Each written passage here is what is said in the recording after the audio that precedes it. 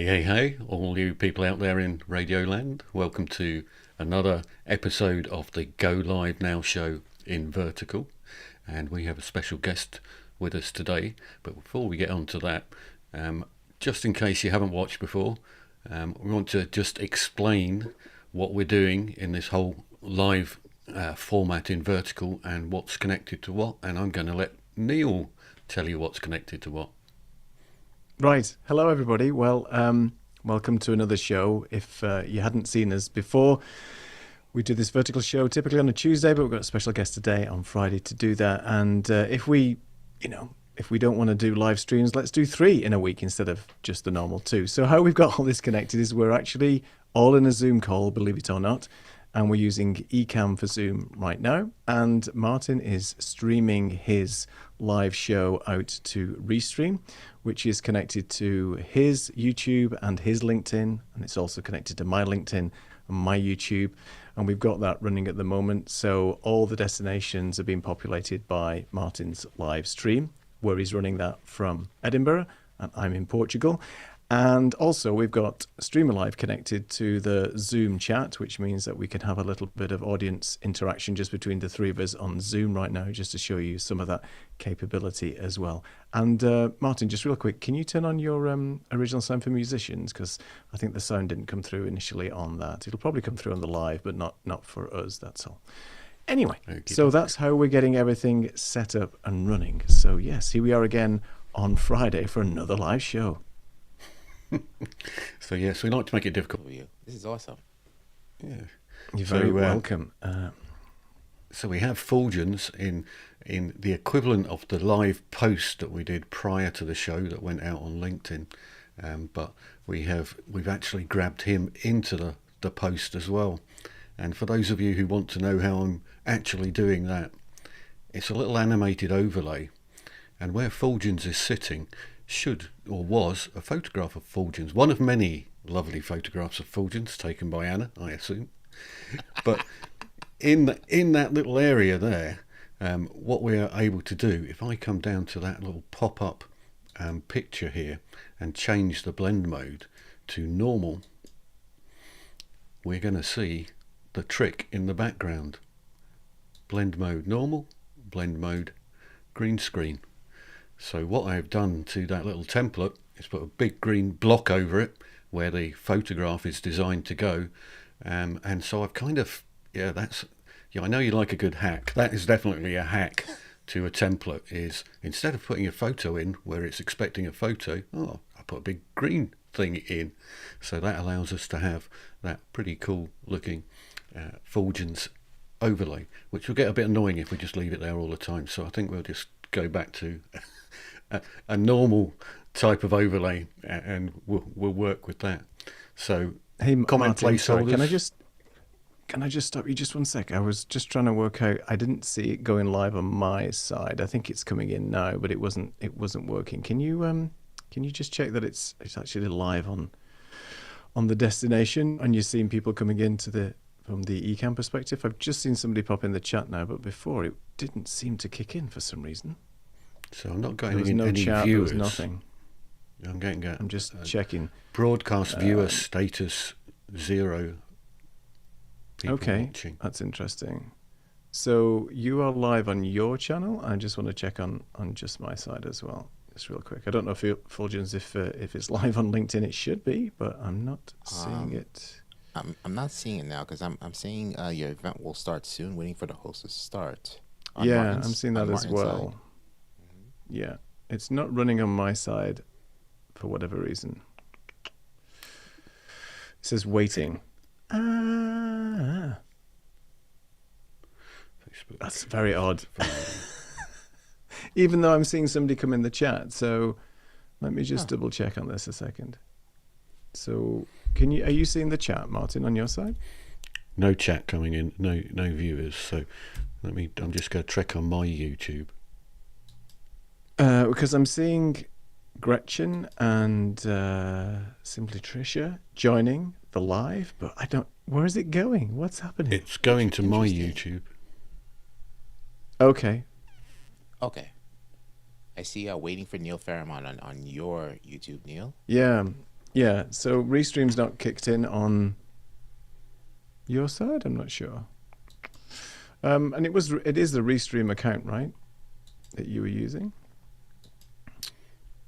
So it's definitely, yeah, we're live on my channel. So I'm guessing perhaps Gretchen is live on my channel. So if you can hear us, it's my YouTube chat though. It's weird. I don't understand what's going on. Never mind. if you're out there, Gretchen, and you can hear us, drop us something in the chat so I can see whether that's going to appear in the chat. Or is Because it I've like got two when destinations for comments. when they add the chat before the live, Restream collects that also? Because Ecamm does that sometimes too. Yeah, but I'm just weird because I'm looking up the Restream account and I'm not even seeing it pushing to Restream for whatever reason. It doesn't say it's live on Restream. It looks like it's just being pushed to your YouTube channel, Martin, for some reason. It's not running anywhere else, which is very odd. So your destination is just the Restream account, right? So my destination is, yeah, it should be working. So it's hosted by Neil Fairmond. Mm-hmm. Going out to my two streams, but it's hosted from yours, so I should just be piggybacking off of yours, the same as we did before. Yeah, but you need to start it on your side though. So your destination needs to be my Restream account, and the go live will push it to everywhere. But so that's the bit I'm confused about, because it should have started. Because I can't start it because you have to start it going live. But it was set to your account. All right, I don't know. Restream has let us down then, because it's not running. So Restream's not running, and it's only going to one destination. So very odd. Okay, well. Oh well, we just run with this. We'll then. continue That's fine. and talk to ourselves for a while. It's going out to my YouTube channel only for reasons unknown to us, but that's okay because we're only having a play about here anyway. And so, what we're going to talk about, I've now got a one-person viewing on my viewing stats, so I don't know what's going on here. My mind is blown, but never mind. We blow our own minds. So let's blow everybody's minds, or at least let me blow Fuljens and Neil's minds by showing them a few bits of potentially what could be live selling, or it could be a little equivalent of a presentation, or bringing guests on, or whatever, but something along these lines. I'm going to go through a few different scenes here. So my friends are going to disappear for the moment, but I can see them in the green room behind me watching. And so this is me bringing on potentially some products that I want to be talking about. So this is when I get all the product names wrong because I didn't look at them very carefully, and then I get told off by Neil and Fuljens, who've both got Apple Watches and I haven't.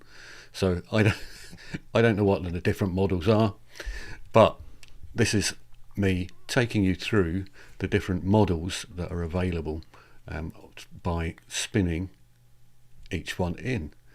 So as I go through the loop, we can spin each model in, and I can take you through all of them, or spin all the way back again and show you the one that's actually on sale. So let's just run through that one more time. Watch intro. So I'm going to bring in the watch, and then what we're going to do is we're going to spin them around one at a time, and I'm doing all of that within Ecamm. And what I'm actually doing is I'm creating a big picture and then hanging some of it off the screen, and then I use a transition of rotation when I'm moving from scene to scene. So if I go and break the scene now, which I will, let me make a duplicate of that because I quite like it, so I don't want to break it immediately, but let's break the scene and bring in the picture of the watches here, and you will see what's going on.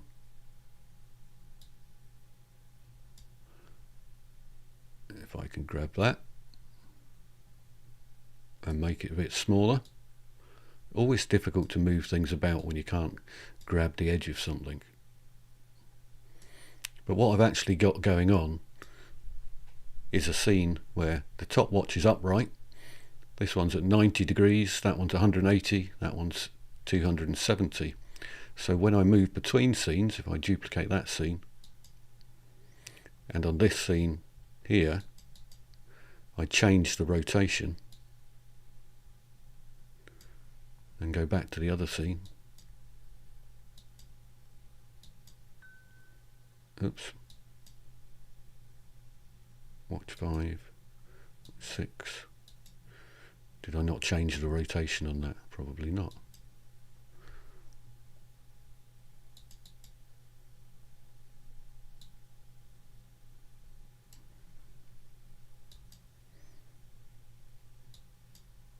Oh, I know what it is.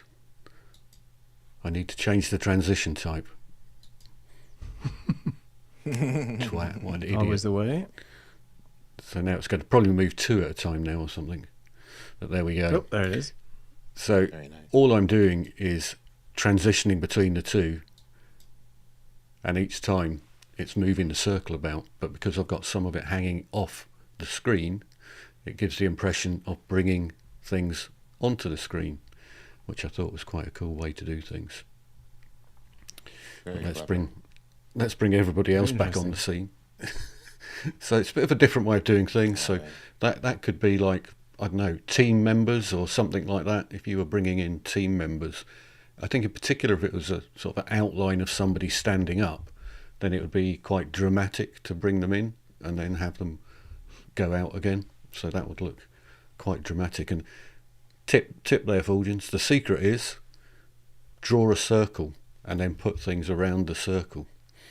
And that way you know they're exactly in the right place. Because when I first did it, I just sort of threw things on the screen and tried it and thought, oh, it does work.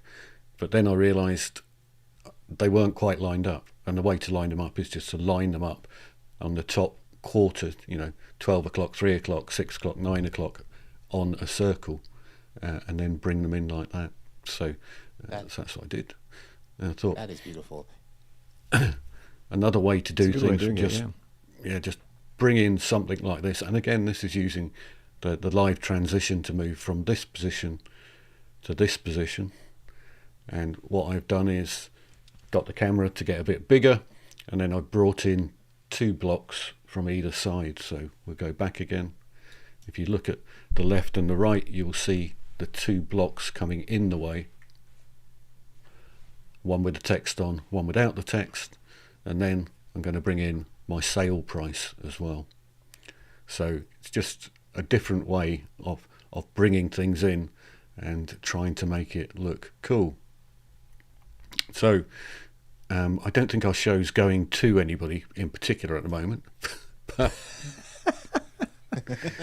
we can repurpose the clips, can't we? Whilst we're here. Absolutely. We can do, yeah, definitely. I've also so- shared the link on LinkedIn for this. Right. Oh, thank you. Yeah, definitely. I have a question, Martin.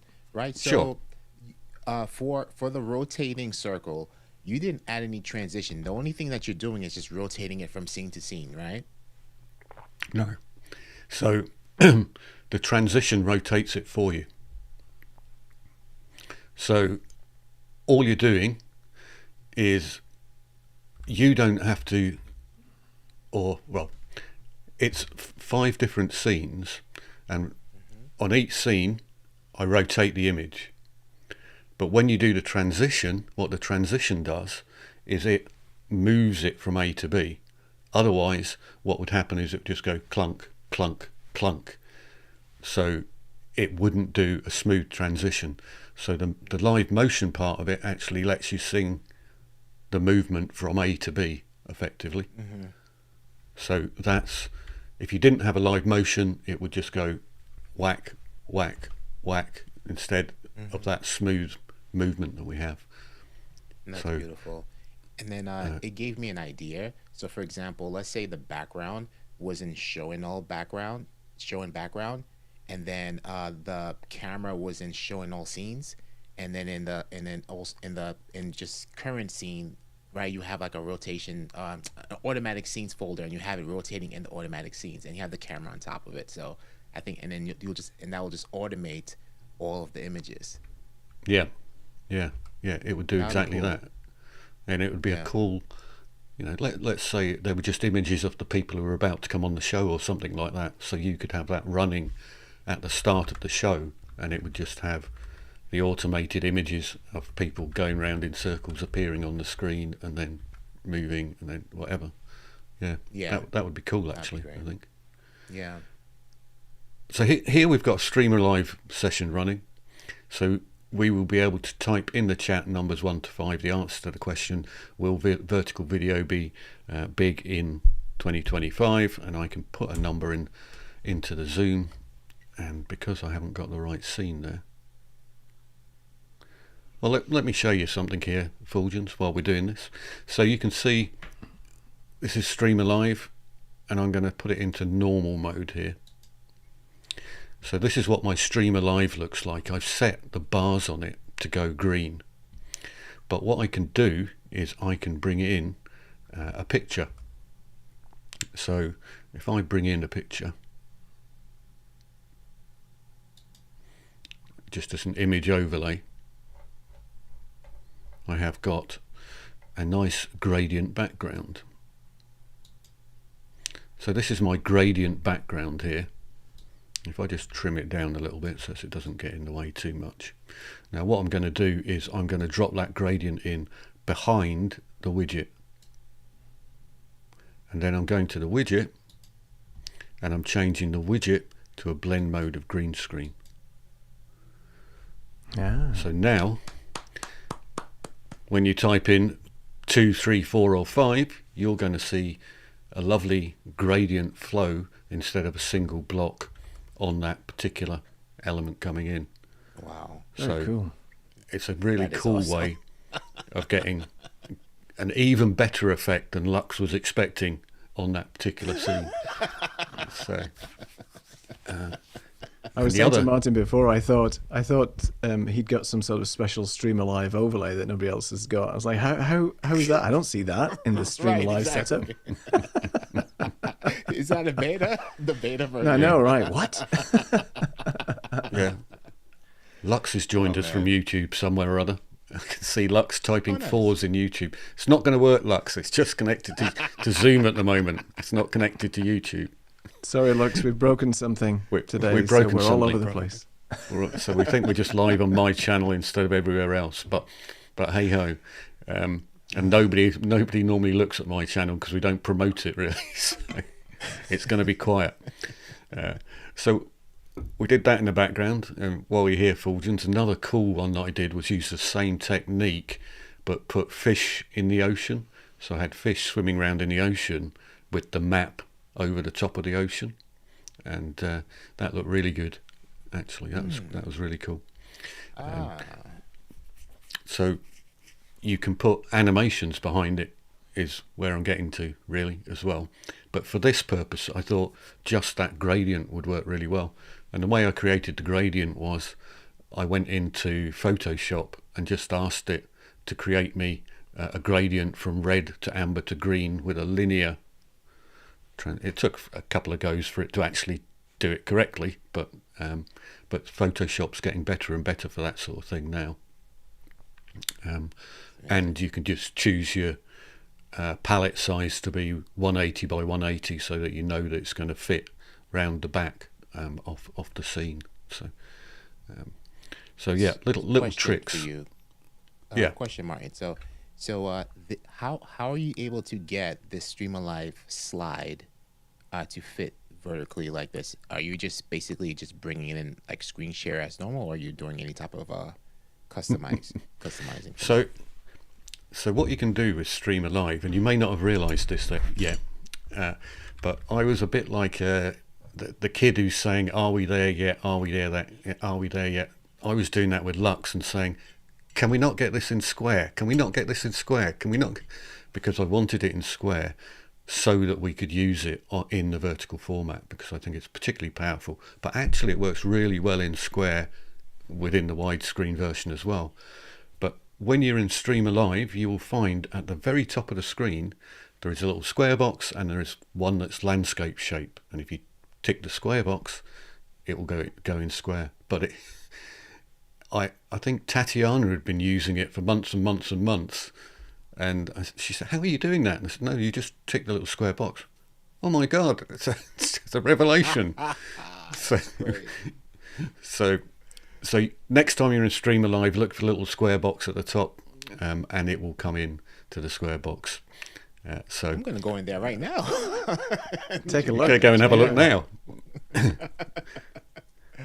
So That's Yeah, awesome. it's now really got good four- because it four Go on, people sorry. watching, Neil. So they're watching Okay. somewhere, but I think they're watching on YouTube. So I think they're watching us on YouTube. Yeah, I was just going to say that the square aspect ratio makes it much easier, even for 9:16 presentations when when we're working with Streamer Live, because it really condenses the size of the overviews and the visualizations. So now it makes it much easier for people to see, I think. So it's almost like making it almost like zoomed in, but without having to do the cropping and everything else that you would typically do on eCams. So I think it's much better. I do prefer that square format. And I know Streamer Live are tweaking and changing some of the text and the visualizations to make them lend themselves to be more visually appealing, specifically in that square format. So watch this space. I think there's going to be a lot more changes and things that are going to look a lot better, especially in that sort of square format. Yeah, that is amazing. I never paid attention to it until just now, and it just formats everything for you. That's incredible. Yeah. Yeah. Yeah, it's much Wow. easier. Yeah. Yeah. So hats off to Martin for Wow. suggesting that to them. So yeah, Thank you, it was a really good idea. you're welcome. Apparently, Lux is on and saying it's called the Martin and Neil box. So there we go. Oh, is it? Oh, right. We'll rename the show. So I was That's going to do awesome. this cool little timer down the bottom where it says letter G, and it was meant to float across multiple scenes, but it didn't quite work. But that's what you get for trying to test things out 2 minutes before you're about to go on the live. So I'll need to go back and make that work. But it was quite cool. It sort of went across. So you've got 20 seconds, and the letter G sort of floated across the way, kind of going. Ooh, Oh, is it like a timer? Like a timer. like a you timer. mean? Yeah, like I actually just thought it like was a timer. spectrum analyzer at the bottom at first. I thought we were going to visualize just our gonna audio as go it was coming through or something. like that across the bottom of the screen Ah. was the idea, and then it would go back to the beginning. So that was the idea, which is similar to what I had going on with the watches and things. There was something going on with the watches. Let's go back to show you what I mean, because I think it's, if you look on the watch scene here, this letter G Ah. is moving across with each Yeah. one of these watches appearing, and then going back to the beginning. But again, that's just, it's not a letter. It is a picture. So I had to create a picture of a circle with a letter in it, because letters and shapes do not transition currently on Ecamm Live, so they don't work together. However, if you just go into Keynote or whatever your favourite package is and create a circle with a G in it, or whatever is your favoured mechanism, then you can just move it across the screen, scene by scene. I was going to ask you a question, if that's all right, to Yes. both of you. As designers, as both of you who sort of look at the visualizations and mix it all up, specifically for Ecamm Live, I mean, the addition of this live transition, the live motion, has made a huge difference, right? Has opened up so many possibilities now to make your presentations more engaging. And I know many people have said in the past that, well, you don't need all the visualizations and so on. It's you know, but I think if it's done well and not overdone, then it can really engage your audience, particularly when you're switching scenes, just doing some nice transitions. You see a lot on the news as well, right? A lot of broadcasts and sports shows and all that kind of thing do lend themselves to sort of switching and doing that live motion. So from both of your perspective, what do you think is the sort of the single most interesting thing with live motion, and how can you see the applications for this moving forward in your workflows, particularly when you're doing stuff for your presentations and that? Yeah, for me, it's exactly what you said. I'm glad you brought that up, because once you start tinkering around with live motion and seeing how it works, and then start thinking of ways you can incorporate into your workflow, and then you start watching TV, and then you see this everywhere. Not even on TV. You know what I said? I went on my phone and I tapped on the app and I got out of the thing and it did the transition. I'm like, oh my Yeah, gosh, right. live Yeah, even live the phone motion does is it. all around us. Right. It's been around Yeah. us this whole time. So you're gonna get inspiration from different places, and you'll see how on the news on TV they just do it so cleanly. You don't have to have like lower thirds and everything like that. You just use it between you, your background, your camera, and whatever it is that you're trying to present, and finding creative ways to create transitions to your liking. I currently use it in my day-to-day use for my webinars and things like that. Uh, there's some software, for example, GoToWebinar, when there's a panelist on screen, and then they bring up their screen share. There's some type of live motion going on, but it's just a GoToWebinar recording, and you could recreate something like that now in Ecamm, branded with your visuals and things to your liking. So there's so many different possibilities, but you don't have to go all out. You see it every day, as Neil mentioned, and you're gonna get inspiration from that for sure. Definitely. Yeah. And what about yourself, Martin?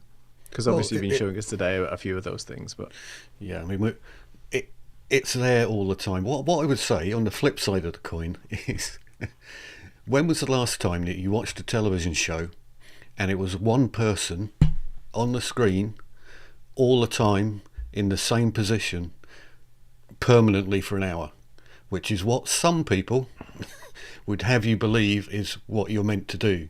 Just have head and shoulders, one person on the screen all the time. It never ever happens. Right, I've never watched a TV show since the beginning of time. They have 2 or 3 cameras and things moving around, and not live motion in the early days, but the equivalent of live motion. You never ever watch just somebody's face on the screen for an hour. There's always some sort of eye break or movement of the camera, left and right, up and down, zoom in and out. And we can do a lot of that now with Ecamm. And it doesn't have to be dramatic, swinging around and stuff like that, which we will do a little bit of that. But just the minor things, I think, make all the difference. And Neil did a little video the other day where he'd got his camera just going in and out a little bit on a timed folder.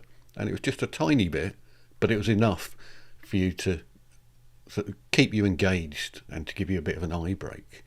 But I also think, and obviously you comment on this, Fuljens, it also changes the way that you run a stream. It definitely makes you want to run it sequentially rather than just have your Stream Deck buttons all sitting there to jump between different scenes. Because suddenly, if you try and jump between scene A and scene D and then scene F, then it won't smoothly flow because you've got all your motion transitions in. So it does make you do things in a run of show type of order rather than lend itself to more random sort of sequences of events on the show, because they will screw up if you do it that way round. Absolutely. I don't know if you've tried that one, whether it's become apparent to you, because I suspect you probably do most of your things sequentially anyway for most of the shows. Yeah. it's like having a presentation, isn't it? Back in the old days, we're only going back a few years, but as you're, the old days, listen to me, but as you're going through a presentation, typically you wouldn't be jumping between slides, like back and forth. So if you think of your run of show now, specifically with the live motion, as Martin said, as more of a presentation workflow, then you can really sort of build out those slides, if you like, those scenes, one after the other, and be intentional about where the live motion is actually going to position those objects within the scene instead of jumping it around. And I've done that. I'm the same as a few people where we'll have the Stream Deck buttons and they'll flip between, but it can be a little bit jarring. And just to your point, Martin, around just having that single person there, that from a psychology perspective, you need to have a pattern interrupt. You need to have something that will reframe and refresh the mind as it's watching something, because it's jarring. You can't watch something or do lectures for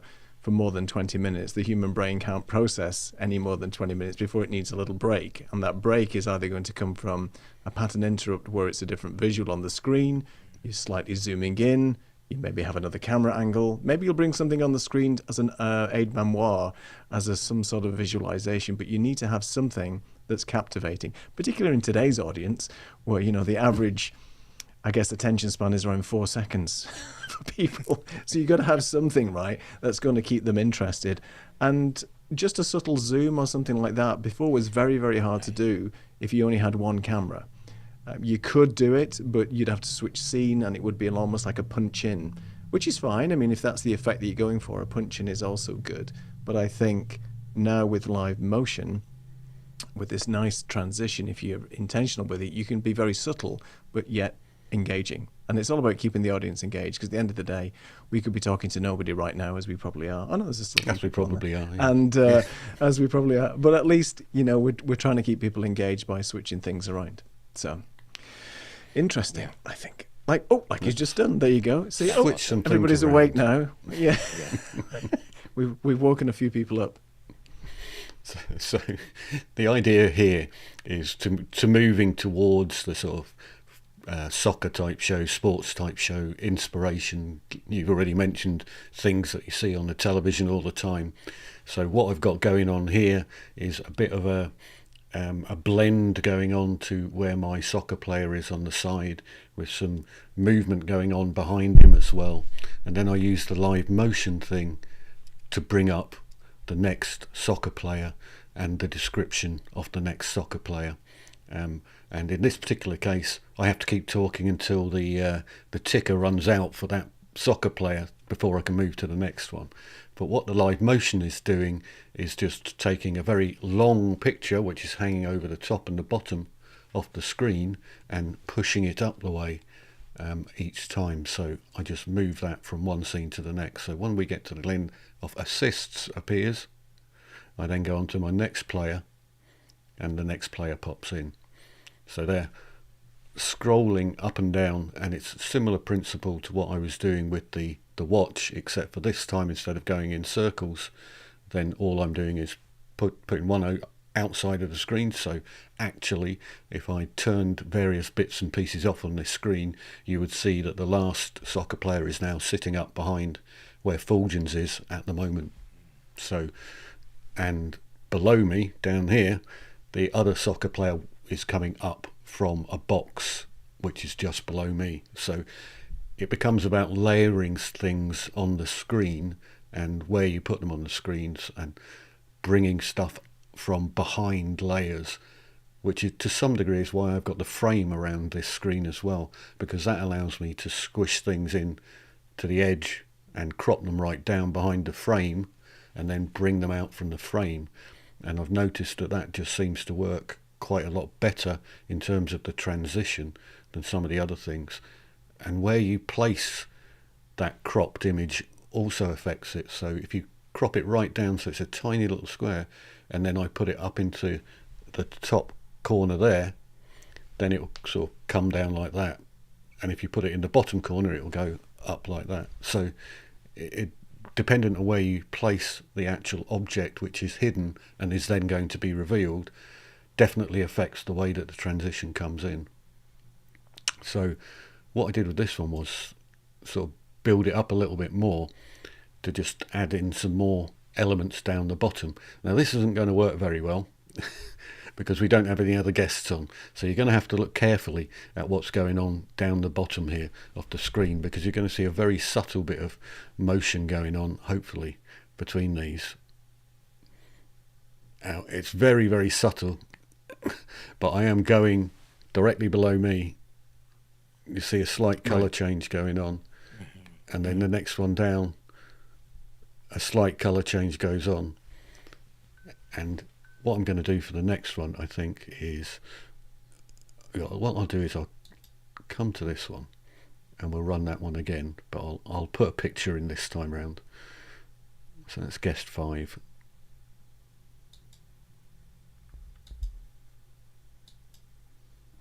Now this would have worked this would have worked previously if we'd got guests on, but we don't have.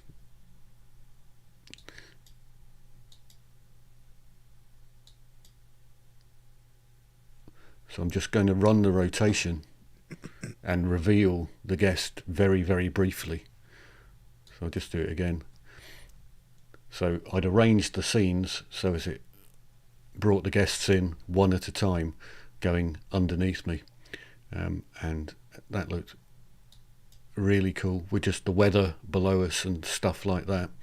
And then what I was doing here was just rotating guests around. Now, once I'd got my guests in, I can just bring them round and sort of generally rotate them one at a time, which involves moving me around the screen as well. But all the other guests shuffle up a little bit, and then I come back to the top of the screen, and then maybe we do the same thing with us as well. And you don't want to be doing that quickly or too often, but you get the general idea of occasionally moving people around like that. And it also gets you thinking about just how much you could get on the screen and how you could be doing a show talking about soccer or whatever, your favourite, Katie talking about her films and things like that on the VHS Club, and you could bring your guests in as little real life avatars almost below you on the screen, and then bring them up if you wanted to as larger on the screen as well. So I think there is far more screen real estate than you realise on your phone. I mean, people watch games of soccer on their phone or films or read a book or whatever, so why not put more information onto the screen and see what it can look like, and potentially, it could be a professional use case, or it could be something personal, dependent on how you want to do your designs. So let's play about with what else did I put in there. So these are, again, just completely different look and feel. What's it look like on the phone? What's it look like when I bring in a comment? Lux feels like I'm with my optician. Okay, if you say so. So it's just real playing about with the different scenes and how it could potentially look completely and utterly different, dependent on how we want our scene to look. And it's, I don't know what this show's about. This could be about botany or magic or it could be a drug rehab or something. I don't know. But whatever, make it your own, right? I guess. Well, that's where my Lux is coming from. I think, I don't know. So, literally entirely up to you. Doesn't really matter what the show looks like. The point of this really was to say, look, there's plenty of room on the screen for us to all sit around, and it can be something very clean and sharp and tidy like this, or it can be all sort of singing and dancing and colours and stuff like that. So what I know, you have a new role this week, do you not? I just seen a post about that today, Fuljens. So what have you been up to? What's that all about? Oh yeah, so in December I landed a new role, a digital media director for a company that provides online education seminars and webinars for architects and design professionals. So in my role, what I do is I manage everything from producing, on-camera hosting, moderating, doing coordination behind the scenes for these events. This week was very heavy because this week was 3 back-to-back full-day seminars with multiple speakers. Each day had 6 courses built in. Very little break time, and I'm managing everything. So prior to that is doing tech checks with as many speakers as possible, making sure everything is running smoothly on their end. And on the day of, I am in Ecamm. I'm just like looking at my window here where the Ecamm usually is, but I'm on Ecamm, bringing the guests, the speakers into the production, and creating a layout and recording that, because that will be different than what people will be seeing in the Zoom room. The attendees in the Zoom webinar, they can have the option of watching the virtual camera or just watching it the standard way with the speaker and the screen share. So it's up to them. But on my end, I'm making sure that I'm recording this at high K, 4K resolution, because we take some of those videos and then repurpose them for on-demand. And people can actually take their continuing education using those on-demand videos in addition to attending the live courses. So it's been a very, very busy week, but But I'm just been thriving in that role because I'm just doing everything that I love, working with Ecamm, doing live video production, doing tech checks, and being an on-camera host, being a moderator, just doing all the things, just doing all the things. So it's been really great, and I'm learning so many different things along the way, with just meeting different people and who have different types of different workflows, because everyone has just, we're just like just the top professionals, and we make sure that we join a stream, we don't have any distractions, and everything is quiet. Right. We have the best mics, and we just know everything, right? But not everyone is like that, and it's like you have to be able to know what people are working with. You would expect that somebody will just share their screen and everything to work perfectly, and I'm like, oh my gosh, there's people coming in with like a Surface Pro laptop, for example, and you share the screen and they optimize the video and it's glitching. And I never seen Yeah. that before. And you would never Right. know until like you just come across these different experiences. So that's been great. I actually appreciate the tech issues that come up because those are when the learning experiences come in. So it's been really rewarding so far. Oh, and then Lux, I told Lux about it last week, and he said his son is an architect, and it was just like it just came full circle. So That's his son cool. may be attending those seminars as well.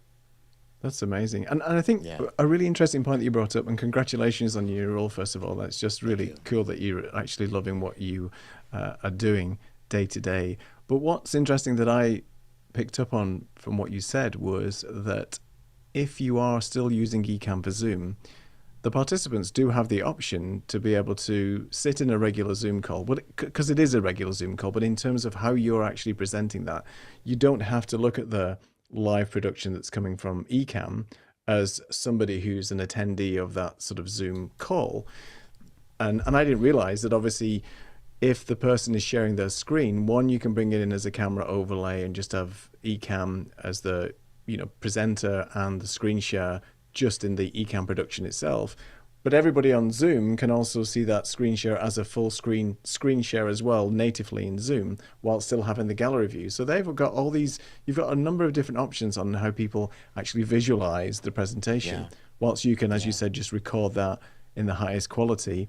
And if people want to look at the speaker, then you can do that as well. So I'm guessing you're not actually initiating the spotlight for that. You're just giving people the option to say, well, if I want to see that, I'll just put it in speaker view, or I Yeah. can just navigate to that particular window and look at it in another sort of way. So that's really interesting how you're doing that. Yeah. I'm glad you brought that up, Neil, because now what I've been doing is I have been like really tweaking my workflow for these webinars. For example, I have the spotlight on my stream deck, and I'm spotlighting the welcoming. There's a countdown, and I'm asking people where are you from, and they're engaging. I'm pulling the comments on the screen, things like that, and then the video intro, and then it cuts to me, and I introduce myself. I go over the agenda, I do some housekeeping, and then I'm still spotlighted, and then I bring up the first speaker, cut to me and the speaker side by side on Ecamm. They're seeing that. And then when the speaker sets up their screen share, I add that as a camera placeholder in Ecamm. I get the scene set up and I say, take it away. And once I say take it away, then I remove the spotlight. And then now the attendees have the options of continuing to watch the virtual camera or seeing how they normally Very would watch cool. it in Zoom. That's a Because great some workflow. people, yeah, might like to watch it a lot bigger, like the screen share a lot bigger that they're used to versus looking at the virtual camera, because it might come up a little smaller. Yeah, and there's always the resolution thing as well, depending on how Yes. Zoom's set up and so on. So people have got the option. But I really like the fact that you do spotlight initially, and then you switch it towards the point where they're then sharing the screen. And that's a very interesting workflow. And not many people, I've never heard of that before until today. So that's a first for me who's actually doing that. And what's the sort of volume of people that are actually attending these particular workshops? So far, it's been a little shy under 500 attendees in the Wow. webinar. Yeah, Wow. So that's a lot of people. Yeah. Absolutely. That's cool. So you've Yeah. got yeah. You don't want to enable a Zoom active speaker for that and then tell them to take the microphone off. That would be a nightmare. But maybe that's another challenge coming up soon. But again, it's all about housekeeping though, and I think that's the important role that you're playing is that run Right. of show, that housekeeping, the timing as well, right? Because if you've got multiple speakers, they've only got a certain period of time, I guess, to speak within within the actual broadcast itself. Yes. And is this, Yes. I guess this is a self-contained sort of town hall type of workflow where you're not broadcasting live or anything. I mean, you're live on Zoom, but effectively you're not going outside of the Zoom environment, as it were. Right, exactly. This is taking place in Zoom webinar, but the 500 are the attendees, which are off camera because they're in the attendees tab, so Right. you can't see them, you can't hear them. Okay. And the speakers cool. are coming in one by one. So on the panelist side, it will just be like one speaker at a time, and I have to make sure they start and stop on time. They have like about an hour. And then we'll include some Q&A, and sometimes too I'll re-spotlight the camera if we need to do some Q&A and I'm able to address it within that hour. I'll bring us up together side by side and we'll just do some Q&A, address some questions, and then I'll unspotlight and bring it back to them. But for the most part, it's only been like it's one panelist at a time per hour. Yeah, Fascinating. But that is interesting though to run that. I mean, that's a lot of pressure and so on. So bravo. and yeah. Lots of coffee and stress in the background, but there you go. Well, good for you. That's really cool. Thank you. That's really Thank cool. you. It's been great. So if you need any assistance going out to multiple locations, you can just call Neil because he can sort it out for you. Exactly. Yeah, but don't press that restream button though. I've been squirreling in the background trying to work out what's going on. I'm convinced it's just going to your YouTube channel. It's not going to anywhere else. So No, I don't why think is it it going there and how it started? I don't know. Anyway, not to worry. We're on the Shorts feed, which, as we know, is the Wild West. So anything can happen in YouTube Shorts. Anybody could join us. Yeah, and we had a pretty good audience. We've been having like about 7 people in and out here, so that's been good. Okay, Not well bad that's for, good. Well, thanks. yeah. Thanks for joining. Definitely. Well, the idea is Thanks for all the fish. Thanks. Yeah, Lux. thanks for so much for all you, the Lux. fish. Yeah. So the idea was we were going to get a whole bunch of people in, and we'd have moved them in and out as guests, and that would have looked good on the sports section of the show there. But it didn't quite work out Next that time. way. But as they say, yeah, maybe next time. But Question for you, Martin. There was the scene where you had the cameras at the bottom and they were moving from right to left. That rotation that you had there with live motion. What have you found to be the best practice to make sure that the live motion of the cameras is indeed going from left to right and not right to left when you're creating those transitions? So it depends is the answer to that, but it definitely is a question of if you shrink everything down to crop it right down and then put it to the left hand side, then stuff will go either to or from the left hand side dependent on where it is. So I would normally, if I was transitioning one of me to the center where you are and then moving Neil out, then I would crop one in on the left hand side, then have Fuljens large in the middle, then Neil cropped down on the right hand side, and then any transition that I did, then I would move the actual box itself in that direction and then expand the camera. So I would move Fuljens, crop him down, move him out to the side, move Martin in full screen, and then you'd get that nice gradual flow and push of the other person disappearing as well. So that works really, really well. But just generically in terms of moving cameras around, one of the tricks I like to do is just move everybody's camera one over. So in scene A, you've got us 3 maybe and 4 cameras below us or something like that, and in scene B all I do is just relabel the cameras. So camera A becomes camera B, camera C becomes camera D, camera etc. So it's not a lot of work. You just have a scene with all the cameras in. The next scene you just rename them by shuffling them over one, and that just is a much nicer flow of people going in and then appearing in the big screen and then disappearing and down and then smaller and then round.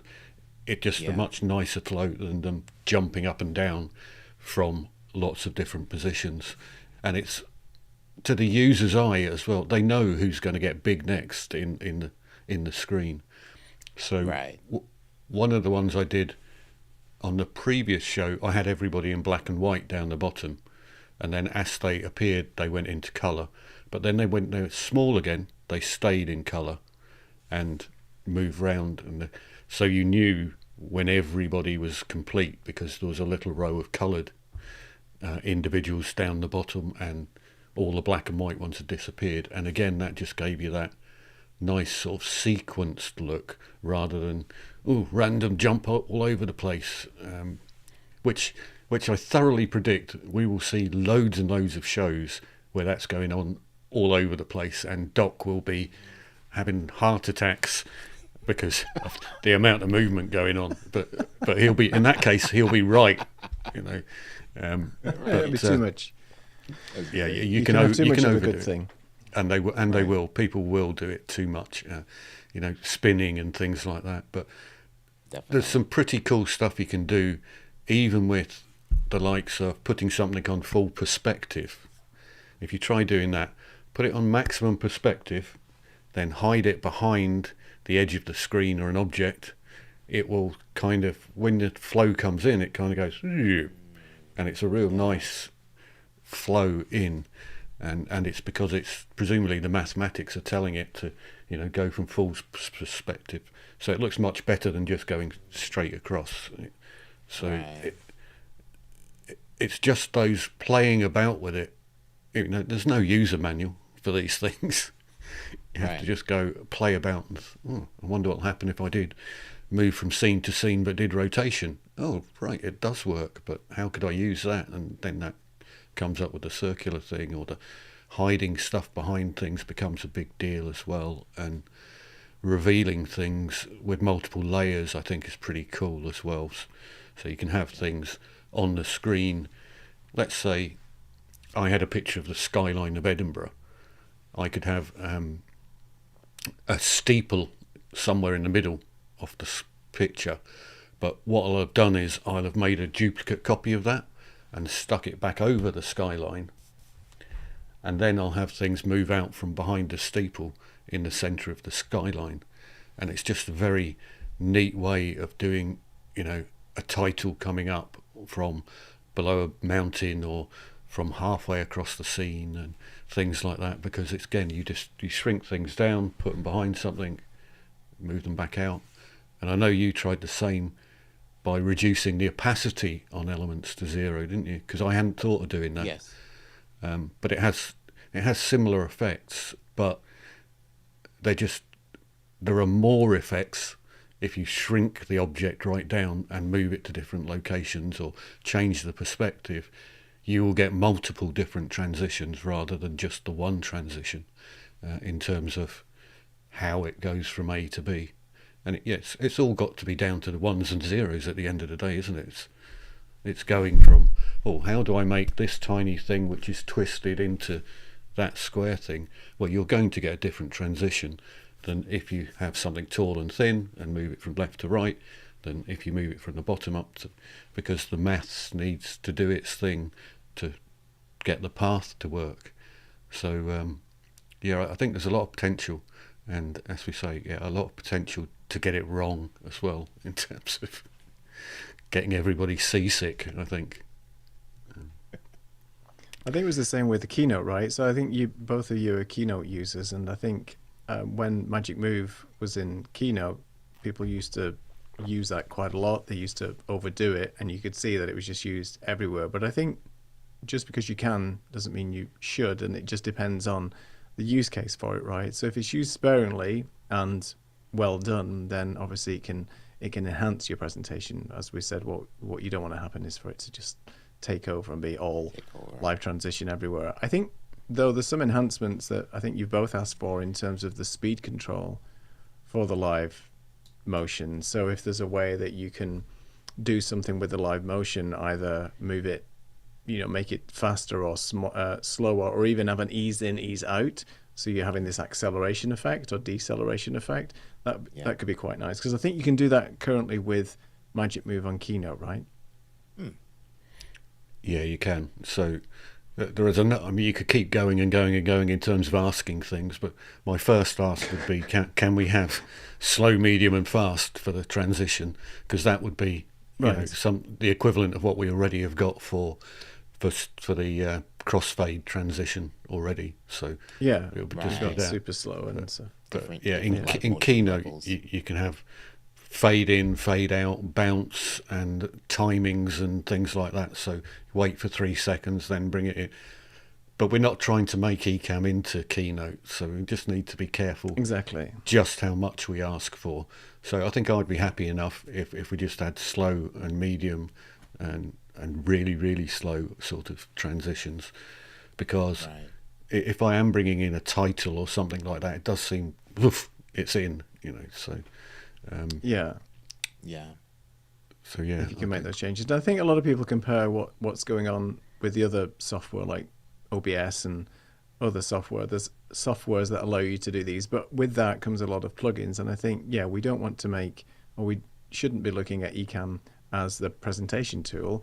It is a live streaming tool at the end of the day with visuals, but there's nothing stopping it from being used like that, just that we don't want all the bells and whistles there. And if you really want to have something that's crazy and flashy, then bring in your keynote presentation, right? You don't have to have it all built into Ecamm, because it can be quite tiresome, I think, to bring or have multiple scenes. If you had a big presentation, you don't want to lift your large presentation that you already have maybe in PowerPoint or Keynote and then try and uplift that and put that into Ecamm. That's not really the best practice. So it's just about being sensible with what you want to do. But for bringing in elements like we're doing now and showcasing this, I think it's fantastic. And I think there's going to be more and more people playing around with it and sort of seeing what you can actually do. Absolutely. And will you be trying vertical video on LinkedIn, Fuljens? Definitely. I think we are in all in favor for a redo. we definitely need to try this again, because I want to Definitely. see how this is happening live, and I'll also when next time you guys are live with or without me, I'll make sure I'm checking that as well, because I definitely want to see the experience. It would have been cool to see it in live, but this has given me a lot of experience, because like a lot of inspiration, Martin, because there you are right. There's so much real estate there, and there's so many different things you can do, different camera overlays, different layouts, and different ways to incorporate graphics into your vertical. This is amazing.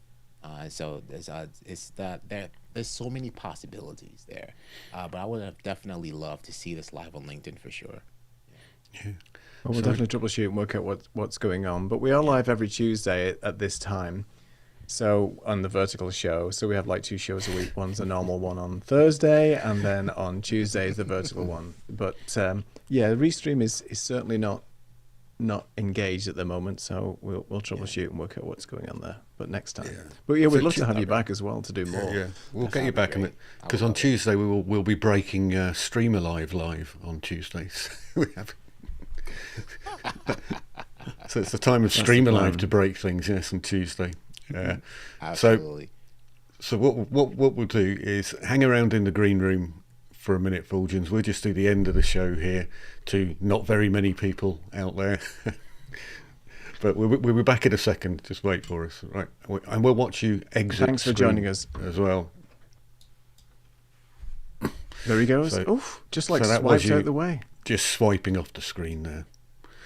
And so, as Neil mentioned, going forwards, we have got a bit of a busy schedule coming on. So on Tuesday, we have Lux joining us on the Vertical Show. So Lux is the co-founder of Streamer Live. So we will be trying to break Streamer Live on Tuesday.